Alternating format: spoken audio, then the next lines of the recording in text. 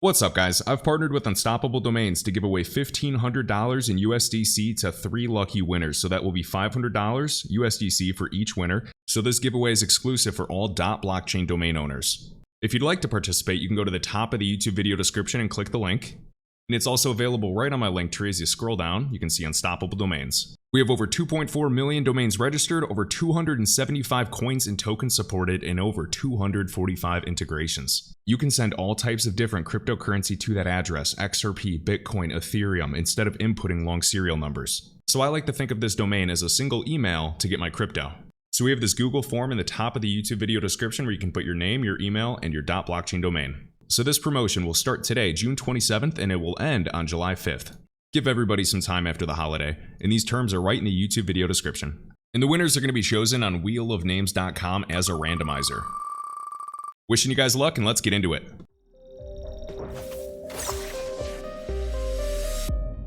What's up, guys? Kevin Cage here with another cryptocurrency update. I hope everybody had a great weekend. We're going to dive into some price charts, go over XRP news, and more. So, on the left-hand side, we have the Casper price chart versus Tether. In the middle, we have Glimmer or Moonbeam. And then on the right, we have Bitcoin. Now, this is an old fractal using the 2013 high all the way down to the low. And I'm looking at different fractals, sizing it up as best I can. And the definition of a fractal, really, or a hologram, is one contains the whole. So this is by no means financial advice. This is by no means indication that we're going to follow any type of fractal, candle body for candle body, but I am looking for patterns. So it's interesting that both Casper and Glimmer did come out at different times. They're both relatively young. Casper is just over a year old. We can see that Glimmer actually launched on a variety of tier 1 exchanges on day 1 back in January. Now, funny enough, they actually do have very similar structures. And yes, I know that the market moves together for the most part, but you can actually find some of these structures in previous fractals, looking at Bitcoin's price history or Ethereum since 2015, or even XRP dating back almost 10 years ago. And we got some good news today related to Casper. So they're finally on KuCoin after 1 year of waiting. So deposits are now enabled and trading will start on the 29th. We're still sitting at 3.3 cents, but what I want you to pay attention to is the volume. We can see 24-hour volume is up over 448%. With more exchanges coming, hopefully we'll have much more liquidity. I watched this number go from like 2 million to 5 million and now up to 13. It was actually at, I believe, 10 million earlier. We can scroll down to market on CoinMarketCap and see which exchanges have the highest levels of 24-hour volume for Casper.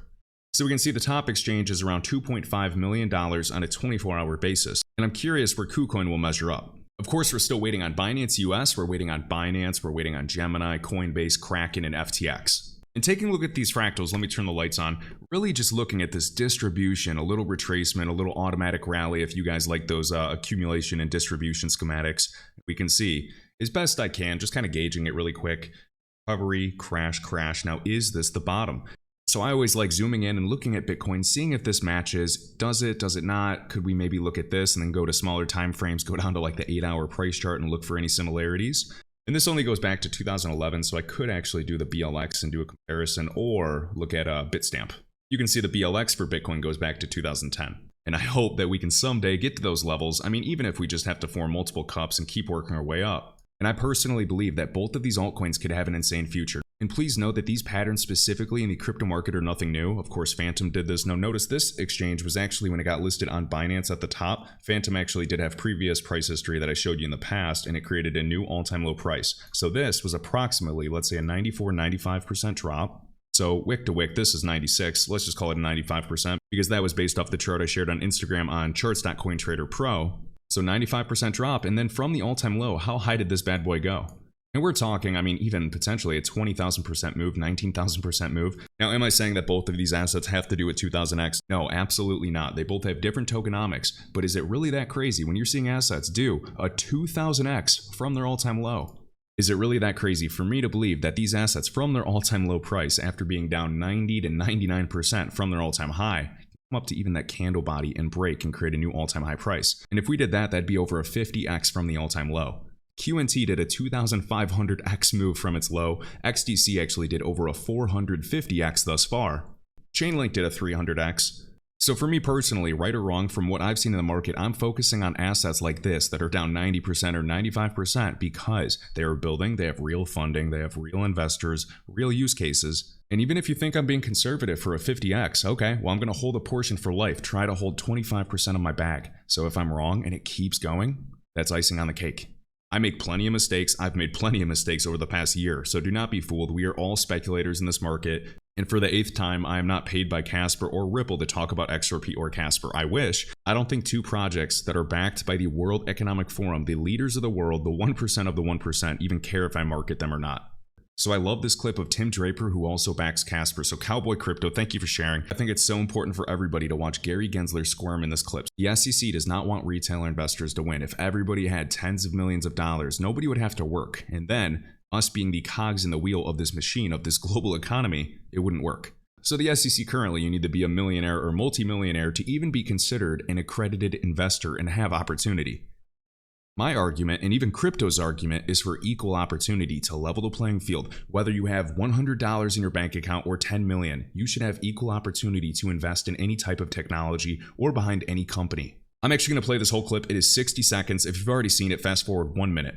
I like the idea of a government that creates a great platform for everybody to participate equally. I mean, fairly and equally.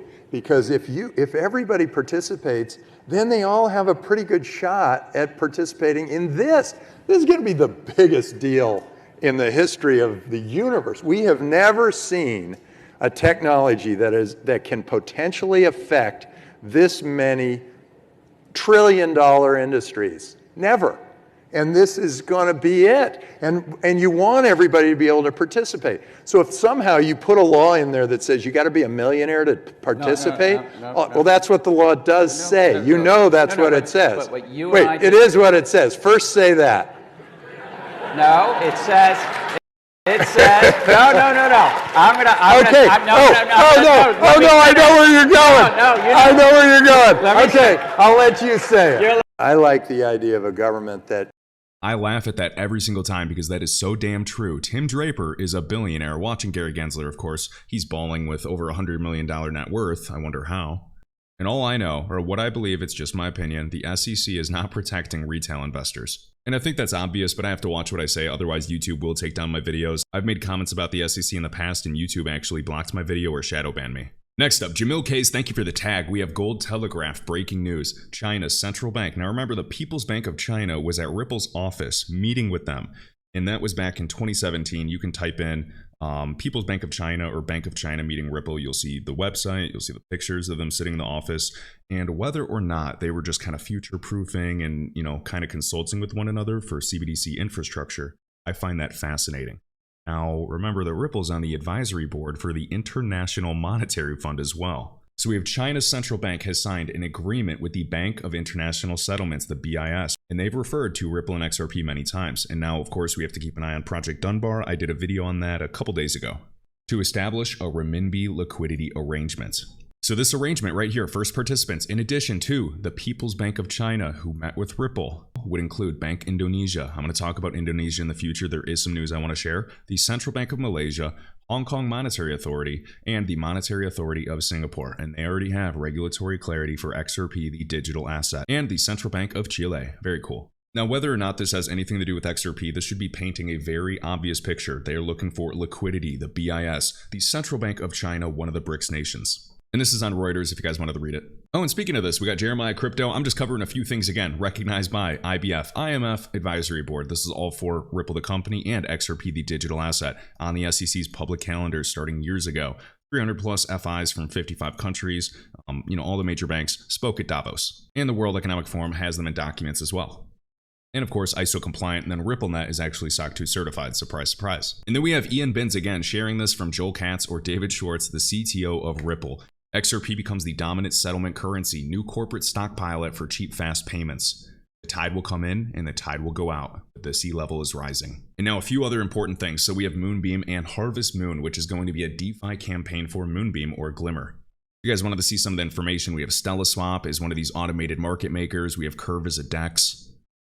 A variety of partners, Graph, Chainlink, Covalent, Ledger, API 3. And also remember that Arrington XRP Capital, back in Casper, backed Polkadot, backed a variety of things, Algorand. They actually started the launch of a $100 million ecosystem fund dedicated to this ecosystem. And whether or not we're happy with price performance, $100 million fund is going to ensure that Moonbeam is at least here for the next few years. we have to look for the projects that have the money to survive and thrive in the future. So $100 million sounds like Moonbeam is future-proofing to at least outlast this bear market, has the money to survive and thrive for the years ahead. Also, keep an eye on Hashpack. This is my favorite HBAR wallet. It's a Chrome extension. You guys can actually go right to Twitter and follow them, or you can go to hashpack.app. This is a wallet I use to store my HBAR, so I'm excited as they start really building out DeFi and NFTs. So Android is in beta, awesome. Hashpack mobile app. We have a fiat off-ramp coming so you can sell and trade HBAR, and staking, in-wallet staking. And I am staking a small amount of HBAR currently with Stater, but I'm really curious what other options there's going to be in opportunities. And just remember that XLS20, speaking of NFTs, is closer than ever before. That plus Flare Networks, and dear God, I hope that Flare launches on time, please. But alright guys, I hope you enjoyed this one. Huge thank you to everybody that likes and subscribes. Let me know your thoughts down below. And as always, all links can be found in my link tree. Beware of scammers in the YouTube comments. Beware of scammers on every social media platform. My only socials are right there or linked under my YouTube channel. So be safe guys, and until next time.